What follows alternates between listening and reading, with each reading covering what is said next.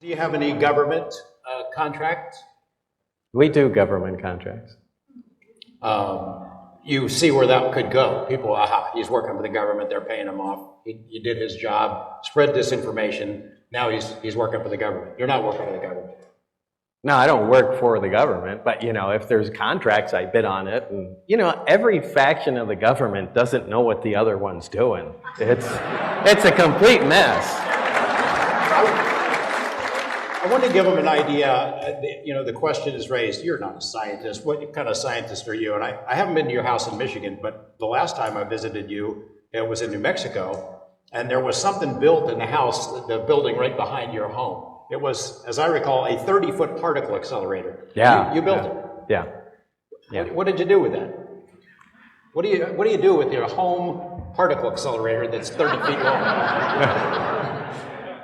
Well, at the time, you know, I was working on an efficient way of storing hydrogen for, you know, automotive use, so it can be used as a fuel.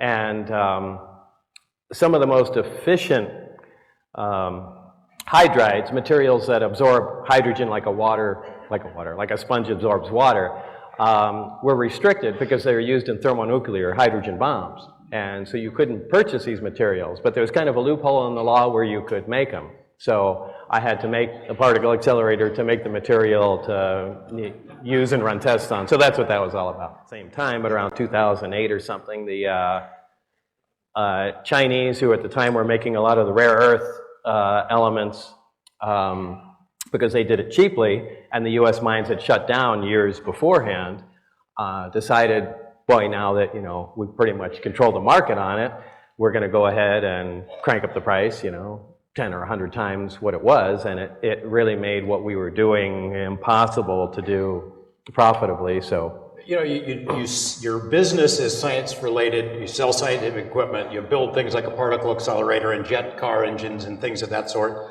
But I think if you heard me talking earlier, you'd have to agree with a lot of people that you don't fit the mold as a typical scientist. I mean, you're not a member of any science organizations, are you? No. Do you write papers? You submit papers to? I mean, not typically, not in the normal sense. I mean, you know, when I first went to Los Alamos, what was really annoying to me was the typical pompous, self-righteous scientist, you know, and they would come into town and you know, interact with the ordinary people and, you know, use terminology that was over their head just to get them to say, well, what do you mean by that? And their chest would puff up and, you know, it'd boost their ego, and it really annoyed me.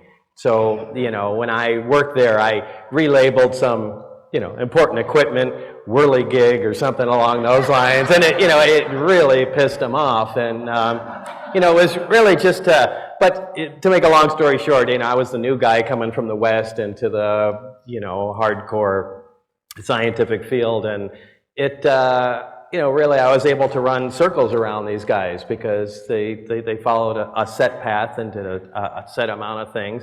Their support teams were very limited and weren't engaged in them because they had no idea what was going on. They never took the time to, you know, bring these guys in. But I don't know. I just looked at things from a different point of view, and I simplified things, so explaining technical matters on a simple level, and I do that a lot, and people say, well, boy, you don't talk like a scientist. Yeah, I'm trying to make everyone understand, you know, but, and it works, you know, if you talk on a simple, basic level, everyone is going to understand what you're talking about. It's easy to talk over everybody's head, but all that does is make you look like an idiot. You know, when I first met Bob, I remember going to his house, and there was a skull and crossbones flag flying over his house at the time. He had this giant jet car parked in the driveway. He had these videos that he shared with me that we used in one of those reports where it's a lot of machine guns. He had a lot of really interests, the kinds of interests that you don't associate with scientists. I mean, you heard my comparison to Edward Snowden. I hope I didn't make you uncomfortable, but I mean, it's sort of the same vein. There was a guy who had no academic credentials. He didn't make it through high school. He took online hacking classes. He worked as a security guard. The next time they hear from him, he becomes a computer expert for CIA and NSA. And it sort of fits the mold. He doesn't fit the mold in the same sense that you don't. No, but he fits the new mold. You know, he doesn't fit the old mold, just as what we're used to seeing. But I don't need a degree. No. They're looking for talent. I think they learned a long time ago that they were missing a lot of creative people and people that would think outside the box. And if you really want to move forward, that's where it is. Especially with computers. Oh yeah, no doubt. Yeah. Let's get to flying saucers. You got hired through EG&G to work for the U.S. Navy. Yes. Do you remember day one, first day out there? No, first day out where? First day out at the facility. How you Well, got there? the first day was going to, Area 51 proper and signing all the agreements and doing all that stuff. Signed agreements. What kind of agreements did you sign? It was really paperwork and going over, exactly what I was going to be doing, and it was a lot of security stuff. I mean, they were questioning, my family, where we had moved. It was, boring, nothing. They had investigated you. They'd been around talking to everybody you knew. Yeah, clearly. And because I already had previous security clearance, it made it a little earlier, as opposed to somebody starting from scratch, which typically takes like 13 months, from what I understand, to do a top secret or civilian Q clearance. Did you have the clearance that you needed to work there when you started working there? Or did that No. I just had a convenient starting point where, they didn't have to go back to the day I was born and verify that. They go, okay, well, you had clearance here, and we can go from there. So you get on the plane in Las Vegas, Janet plane. Yeah, right. Fly up there, they put you on a bus with the blacked out windows. Oh yeah, when we were going S4, right. Yeah. So you land at Groom Lake. Land at 51 and then... You sign some papers. Yeah, if you want to make it a short version, yeah, right. You had told me the story that they started showing me these briefing books that sort of laid out the general story. Was that at Groom, or was that... That was at S4. That was at no, S4. That material would never get north of But people S4. work at Groom Lake who say, I never heard any of this stuff. I never saw any flying saucers. There is no flying saucer stuff at 51. No, that's, look, 51 is, there's lots of people working there. It'd be hard. When I worked at S4, again, I have no idea how it is today, but, back in my day at S4, there were 22 people that had clearance and knowledge of the ET material, ET crafts. That was it. We were given the list. We knew the names on the list. That was it. I still know the names on that list today. And those are some of the things that I never say anything to you about, because...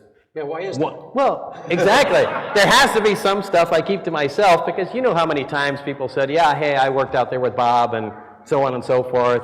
Really? Who are you? What'd you do? And whatever. And it's only the stuff I said. I'm waiting for the guy that says, hey, yeah, I worked out with you, and here's some of the other people on the list. Or we did this, or is that, so if I don't keep that stuff, there's nothing I have to verify if some other guy comes up to me. You see it all the time, though, don't you? I imagine you get emails all the time, or you read stories, or you hear claims if you watch television, you'd hear it, that is, about people who claim they've been out there, and obviously they're making it up. Well, I mean, the most recent was this... Bushman?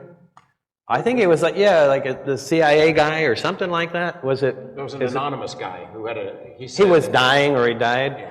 Yeah, and a lot of people asked me, "Hey, do you know?" And he was apparently very supportive of me, and but I never heard of him. And what am I going to say? I've never heard of the guy and never seen him. Back to day one. You're at Groom. You take a bus to S4 to Papoose. Yeah, it was an old Bluebird school bus, but navy blue. How did you know it was called S4? Did you read that on something? No, it was just what they said. That's what they called it? Yeah. Mm-hmm.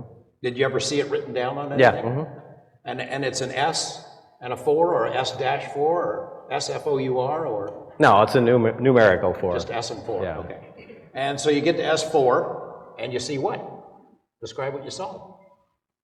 Well, the first time we went around, it's kind of hard to describe. There's a little mountain or rise, whatever, that ends. And the first time, I have to admit, I didn't notice it. We just drove around, and I thought it was just a flat part of the mountain. At the very end is an entrance, a flat wall with doors, and that's where we parked. We went in. And that's the first time I went into the facility at all. That's where I was taken to the medical facility.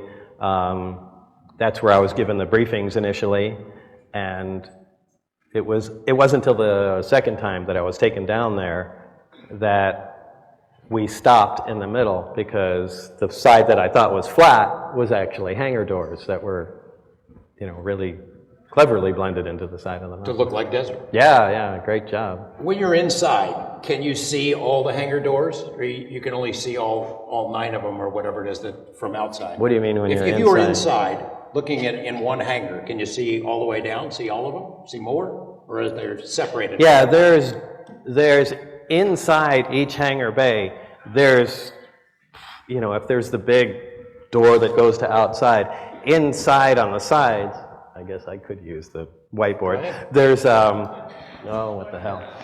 Okay, is that making any sense? So there's the doors here where this is, Papoose Lake, the main doors here roll up. However, inside there are regular doors, and on one occasion, these doors were all open. And when I came in through here on the first, I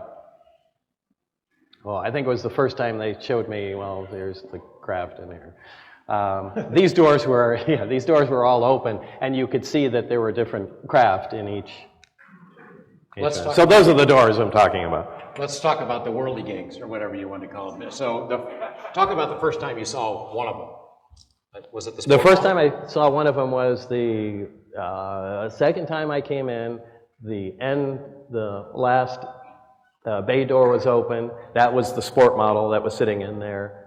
We pulled up, we stopped. Instead of going around in the front normal entrance, we went in through, the big bay door. You had seen these posters you described that were on the walls. Yeah, the They're Here posters. Describe what the posters. Yeah, they went through the trouble of actually making a picture of the sport model that was lifting, obviously off of Papoose Lake, because you can see the background there, and it just said "They're Here," and it was like a commercial poster. I mean, they looked like they were lithographed. I mean, they must have been printed on site. They wouldn't have done that out there, but obviously somebody's idea of a joke. Yeah, it was good to see that level of lightheartedness out there. First day you get a look at the sport model, what are you thinking to yourself? Oh my God, what are you thinking? No, it was alien flying saucer did not enter my mind. It was ours. It was exactly the opposite, that, this explains all the UFO sightings, that, we have some field propulsion technology. It has to be in this, shape or form, flying saucer type, and this is what people have been seeing for a long time, thinking that they're alien craft, and it made perfect sense to me. It's like, great, I'd really like to be part of this project, advanced propulsion. This is dynamite. So I was excited to be part of it. In fact, when we went by it, and I think I'd even mentioned to you, it had a little American flag stuck on it, yeah. And I dragged my hand across it, and it felt like cold, so I just assumed it was metal and got yelled at immediately. Don't keep your hands at your side, walk forward. All right. And you're thinking to yourself, oh man, I am part of the coolest inside joke in history, because we've got flying saucers that we'd made, and we're playing a joke on everybody. Or like, no, I wasn't really playing a joke. It was that, this is cool technology, and by at any time we feel like we can probably just take over the world, America, and that was that attitude. So at what point do you realize we didn't make it? How did you learn that? Is that the briefing books?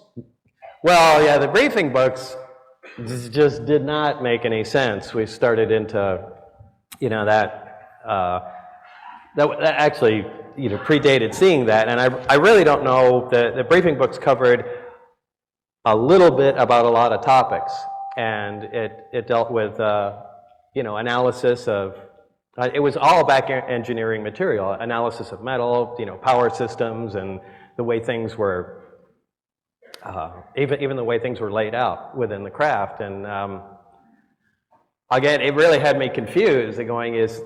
It was so far beyond what I was expecting. Is this some kind of test, or is this actual material? So it just, I thumbed through everything and went, okay, and just went on it from there. But it really didn't hit me until I went in. I was introduced to my working partner, who was Barry Castillo, or whatever I pronounce his last name. And the way they worked there was everything was very compartmentalized, so everybody had a buddy to work with. And that is the only person you can talk and converse with and bounce ideas off of. You can't talk to anybody else in any other group. You can't, even if we go sit and there's a bunch of other people around, you can only talk to the guy, your buddy, they called him. So anyway, so he was my buddy, and the first day we went in there, he was excited to show me everything, and it seemed like he had been alone for too long, and he was really excited that I was there, and I was kind of picking up on his enthusiasm, going, well, he says, boy, you are gonna just die when you see this, and one of the first things he did was, fire up one of the reactor that had been taken out of the crowd. Tell that story, tell it. The reactor it's a small device, it's probably, just roughly a foot square with half a hemisphere on it. Half a hemisphere? Anyway, there's really nothing there. The top comes off, and there's like a little tower on it. It does. Draw it. Well, was anything about this in the briefing books about how this worked? You did read about this before you got. There's very little about this. Essentially, for size comparison, half a basketball on a plate. That was probably not a whole lot of moving parts, nothing really. No, nothing. I mean, it's just incredibly simple. There was nothing there that could do anything, and it was too small to hold any large power source.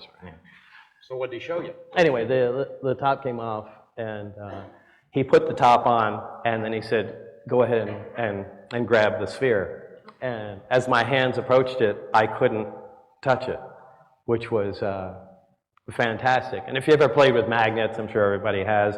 You take two like poles of a magnet and you can kind of feel that balance. It was exactly like that, but it was my hands.